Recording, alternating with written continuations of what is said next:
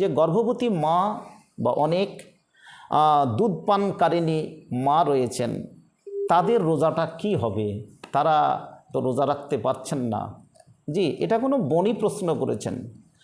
বস্তুত এই সমস্ত রমণীদের নিজস্ব শারীরিক সুস্থতা ও বাচ্চার শারীরিক ও জৈবিক চাহিদা পূর্ণাঙ্গ রূপে পূরণের আশঙ্কা থাকে, তাহলে প্রত্যহ প্রতিটি রোজার পরিবর্তে একজন করে মিসকিনকে খাবার খাওয়াবে, সেটা সাহরি থেকে ইফতার পর্যন্ত। আর তারা ছুটে যাওয়া রোজার কোনো বা সিয়ামের কোনো কাজা করবেন না, যেহেতু তাদের উপরে কাজা ওয়াজিব নয়। দলিল হিসাবে একটি হাদিস আপনাদের কাছে আমি রেখে দিতে পারি।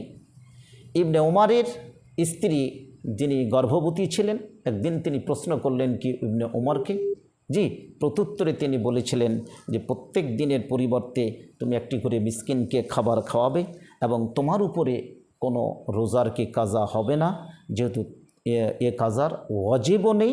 এই প্রশ্নটির না আশা করি হাদিসটির বর্ণনা করেছেন দারাকুতনি রাহিমাহুল্লাহ। তাহলে দুটি প্রশ্ন আমার কাছে চলে আসলো। একটি প্রশ্ন হচ্ছে কি বৃদ্ধ বা বৃদ্ধা যারা অতিরিক্ত লাচার দুর্বল রোজা রাখতে পারছেন না, জি এরকম প্রশ্নের উত্তর আমি প্রথম পর্বে দিয়েছি।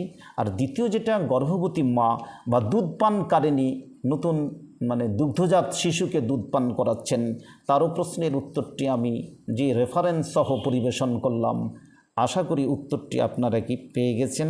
আর এর উপরই আমাদের সমাজে আমাল হবে আশা রাখছি। আর এইভাবে আমরা আজকে দ্বিতীয় রমজান পার করছি।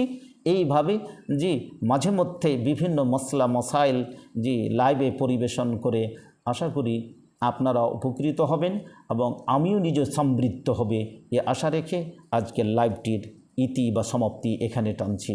আল্লাহু আলাম।